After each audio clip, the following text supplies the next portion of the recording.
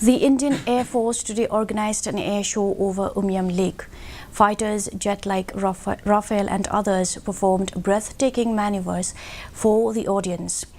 Indian Air Force renowned Surya Kiran aerobatic team SK-80 also performed and captivated the audience with their performance.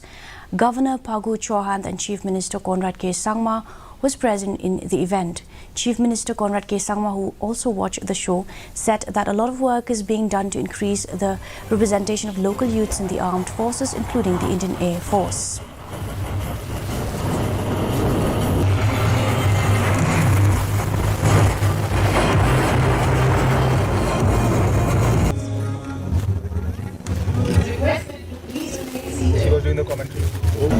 Today's particular air show that we all witnessed was truly amazing.